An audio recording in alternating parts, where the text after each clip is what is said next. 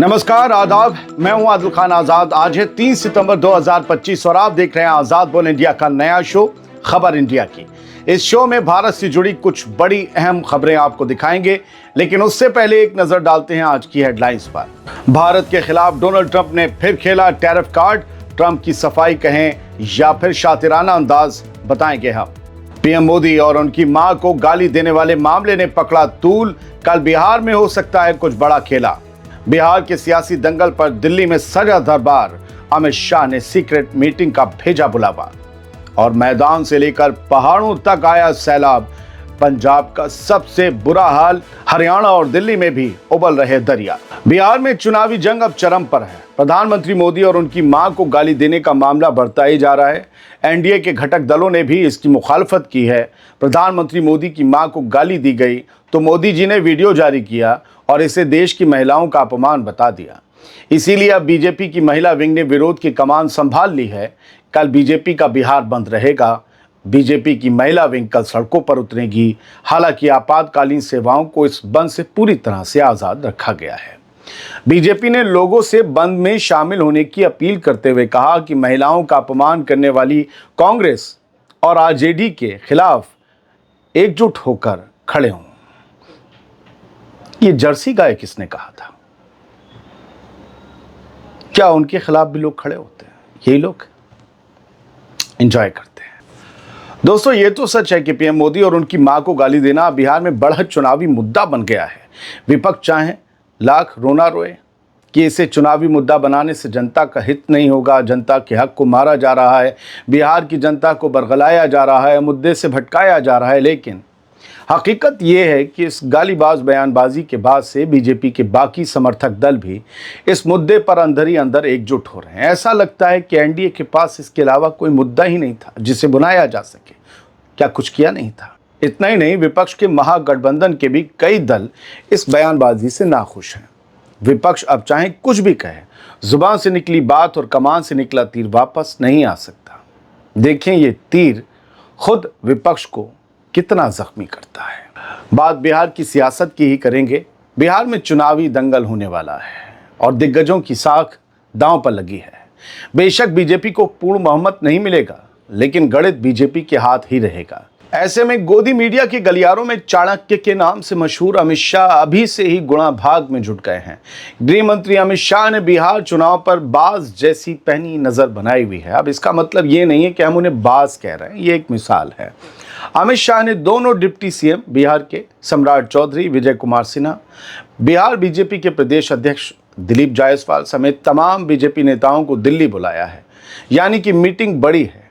दिल्ली में दरबार तो सज गया, अब चर्चा होगी और कथित चाणक्य बुद्धि से कुछ मसौदा तैयार किया जाएगा कि कौन किस पाले में है, किसके दिमाग में क्या चल रहा है और क्या क्या गुटरगूं हो रही है। अभी तक मीडिया रिपोर्ट्स की माने तो जेडीयू का बीजेपी के लिए झुकाव अब भी कायम है, लेकिन बाकी दल जैसे कि एलजेपीआर बड़ी परेशानी खड़ी कर सकते हैं। कहीं इसी को लेकर तो दिल्ली दरबार नहीं सजा।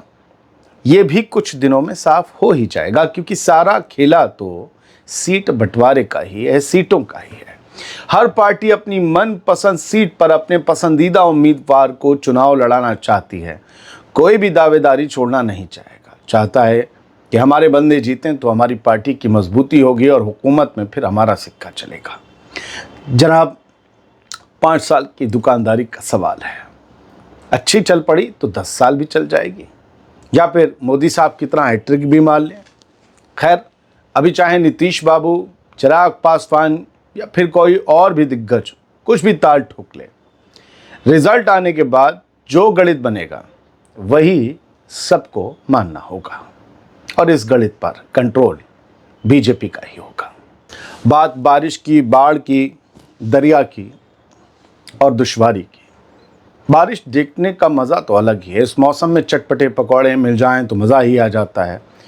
औसम मौसम कह के न जाने कितने पोस्ट आपको मिल जाएंगे, लेकिन जनाब, किसी फेमस दुकान पर खाने के लिए घर से बाहर मत निकलिएगा, मौसम ख़राब है।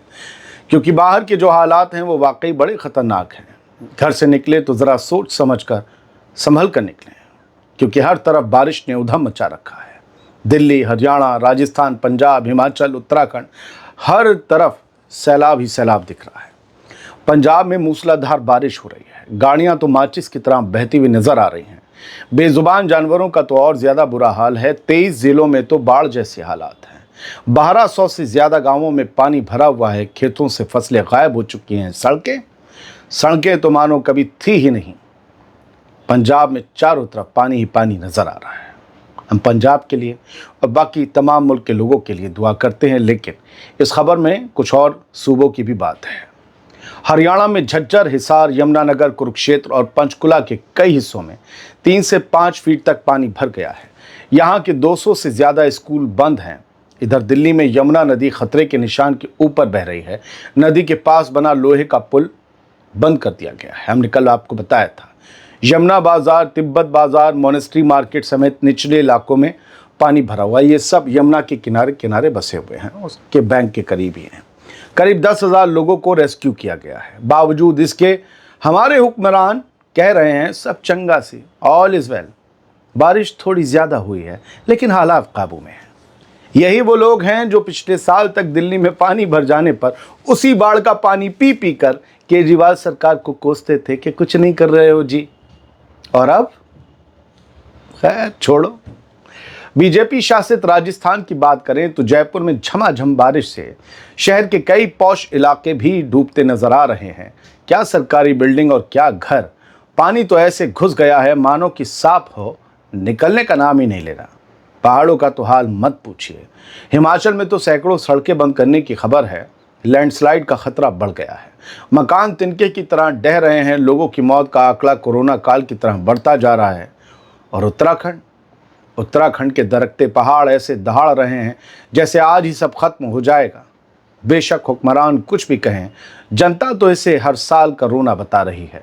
जनता का कहना है कि वक्त रहते क्यों नहीं इंतजामात किए जाते। मुसीबत सर पर आने के बाद ही इनको जनता की फिक्र सताने लगती है। ये पब्लिक है जनाब, सब जानती है। लेकिन दुर्भाग्य ये है कि यही पब्लिक चुनाव के वक्त धर्म में बढ़ जाती है और फिर हर साल वही राग लापती है, वही रोना रोती है। हाय रे हुक्मरान। सीएए यानी कि नागरिकता संशोधन अधिनियम के तहत सरकार ने बड़ी राहत दी है। ये राहत उन 3 देशों से जुड़ी है जहां के लोग भारत में आए हैं। ये 3 देश हैं अफगानिस्तान, बांग्लादेश और पाकिस्तान। गृह मंत्रालय ने बड़ा फैसला लेते हुए कहा कि 2024 से पहले भारत आए इन तीनों देशों के अल्पसंख्यक अब भारत में रह सकेंगे। 2024 से पहले आए। 31 दिसंबर 2024 तक बढ़ा दी गई है सीए के तहत भारत में एंट्री करने वालों की आखिरी तारीख।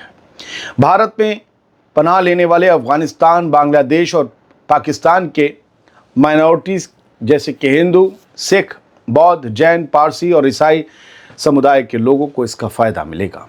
पहले ये तारीख दिसंबर 2014 थी, जिसे अब सीधा 10 साल बढ़ा दिया गया है। दरअसल इसके लिए रिफ्यूजी संगठनों ने सरकार से अपील की थी, यानी कि अब 2024 से पहले भारत आए अल्पसंख्यकों को भारत की नागरिकता मिल जाएगी।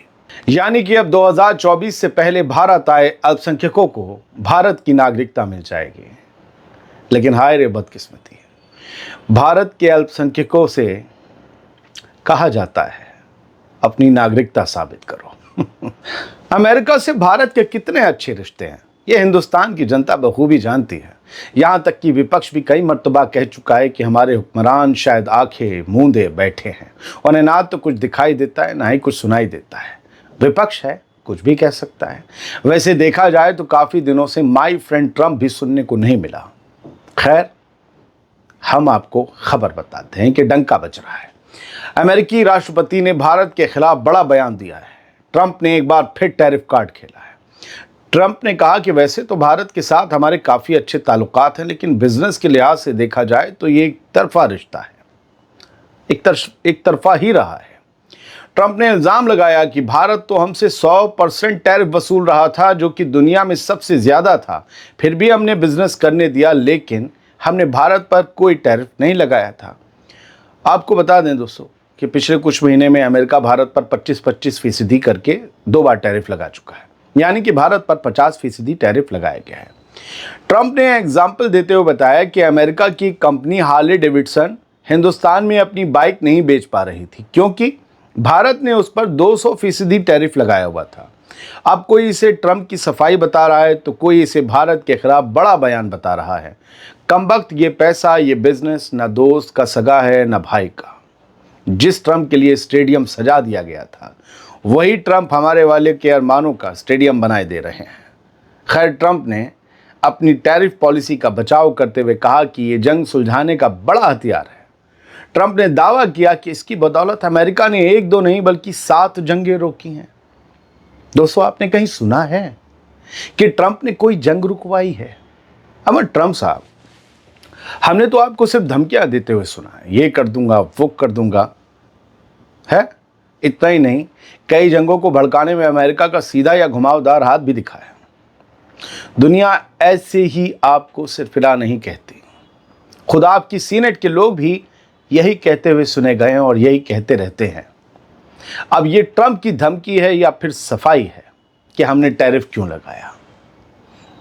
पता नहीं, ये सफाई है या धमकी नहीं पता। फैसला हिंदुस्तान की जनता तय करेगी, लेकिन वोट थोड़ी ना देगी। वहाँ सामान खरीदेगी आगे अमेरिका का या नहीं खरीदेगी, ऐसे तय करेगी। और आगे देखते हैं कि अमेरिका और भारत के रिश्ते जाते किस तरफ है। फिलहाल हमें जाना है क्योंकि एक और शो लाना है। बहुत बहुत शुक्रिया। सलामत रहिए, खुश रहिए।